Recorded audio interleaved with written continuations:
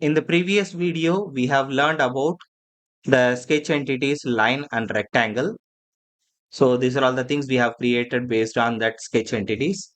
Let's try to create the sketch based on a circle, arc, polygon and other commands. Okay. So for that, let's try to create a new sketch. So in order to come out of the sketch which is previously available, so click on the tick mark if you want to retain the sketch, or click on X to discard the sketch. Okay, so here I don't require the sketch, so let me discard it. Okay, so click on X. You can see here there is no sketch is stored. Okay, if you only click on the green tick mark, then only the sketch will be stored. Okay, so let me create a new sketch. Select the sketch plane. Here I am selecting the frontal plane. Okay, so to look perpendicular to the sketching plane, right click and view normal to sketch plane. Okay. So in this one, let's try to see about the entities circle. Within that, you are having the three options: circle, center point circle, 3 point and ellipse. And we will see about the different arcs. Okay. So center point circle. So this is the center point default option, center point circle. In this one, if you want to draw a circle based on a center point with a diameter or a radius, this option can be useful. Okay.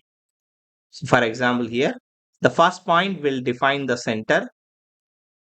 For example, here, if I want to draw a circle one over another, so first point define the center, and after click on the location, if you move your mouse, it will automatically increase the diameter. Okay. So the second point will define you the dimension. Okay. So once you click on the second location, it will automatically show you the diameter. If you want to change the diameter, you can change it. Okay. Suppose if you missed it, no problem. If you come out of the command, no problem. You can have the dimension option here. So click on the dimension and select the entity you want to dimension, and you can change the value. Okay. So no need to worry about that. So this is the center point circle. Normally center point circle will be used if you want to draw a circle, default circle, or based on some reference point. For example, here, so in this line, at the end of the line, if you want to draw a circle, or you are having a corner rectangle, based on any one of the corner, if I want to draw a circle, then I can go for the center point circle. For example, here, so based on this one, I can draw a circle of diameter 50. Based on this corner, let me draw a circle of diameter 60. So like that. So it will define you the circle based on the center and the diameter. Okay. So the second option is a 3 point circle. Okay. So based on 3 points, it will automatically define you the circle. Okay. So let me select the 3 point circle. So the first point, let me select this corner. You can see the circle is started creating it. Okay. So the second point, let me click on this boundary. Okay. So it defines the diameter based on that 2 points first. The third point will define you the diameter now. Okay. So this the third point. Okay. So first point, second point, and third point will define you the diameter. Okay. So if you want to draw a constraint sketch based on the previously available entities, then you can use the 3 point circle. Now let's go for the ellipse. So ellipse, the first click will define you the center. Second click will define you the major diameter. The third click will define you the minor diameter. Okay. So here you can change your major and minor diameters. For example, 100 and 50. Okay. So like this, we can draw the ellipse. Now let's go for the arcs. So for the arc, there are different types of arc are there. So the center point arc will define you. For example, let me draw some rectangle over here. So in this one, first let us see about the 3-point arc. Okay. So 3-point arc will define you the sketch based on 3 points. So the first point here, the second point here, and the third point where you are fixing, it will define you the shape of the sketch entity. Okay, for example, 45 diameter. So based on that, it will define you the sketch entity. So the second one is a tangent arc.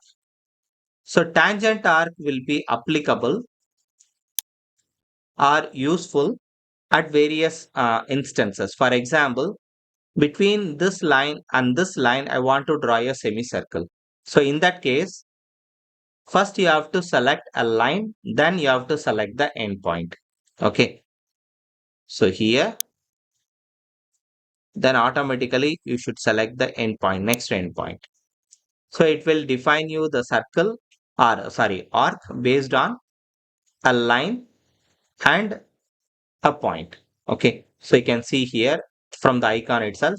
So it will draw based on that uh, tangent to the line first, and then the next point it will define as a final endpoint. Okay. So this tangent arc can be useful at other way also. You can see here. So between this one, I want to draw an arc. Two lines, I want to draw an arc. In that case, so let me select the tangent arc. So this is the first case,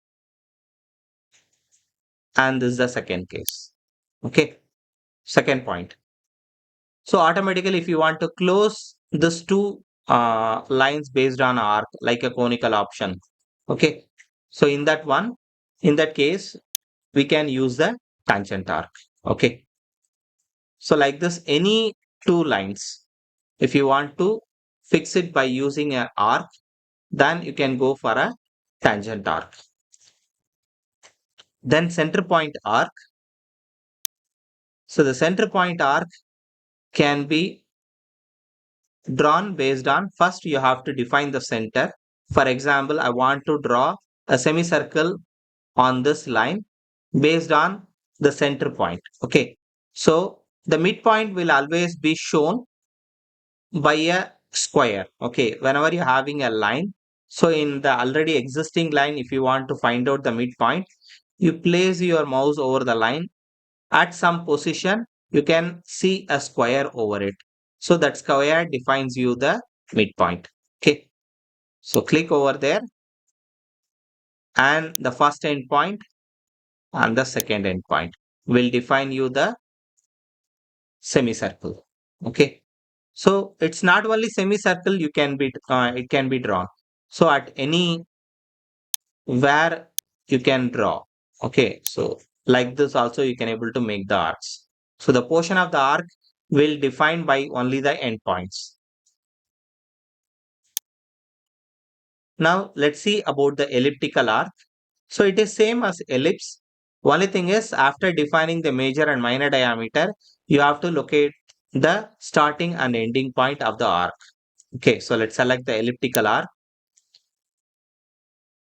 So in this one, first you will define the center, then you will define the major diameter, then you will define the minor diameter.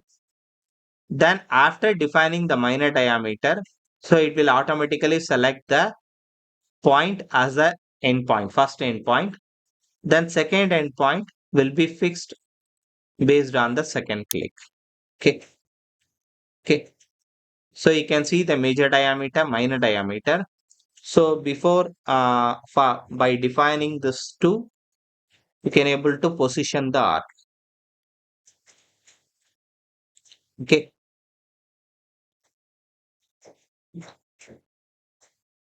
So that is a elliptical arc. Conical arc is, so you click over here, the second endpoint, and then the row value will define you the conical arc. Okay. So here the row is zero point 0.5. As the row value increases, you can see the difference. So here, if I change it as zero point 0.1, the cone become a conical. That is the dome shape is getting sharpened over here. So if it is nearer to 1, for example, if I make it as 0.99, so it will look nearer to sharp. Okay. So if I reduce the value of row, the dome shape will becomes much flatter. Okay. So that is the use of conical arc between the two endpoints. Okay. So if I give zero point 0.4, so it will increase the sharpness of the dome. Okay.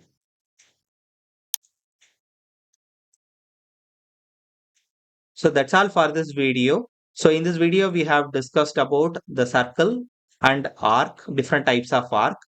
In the next video, we will see about the polygons and other parts. Thanks for watching.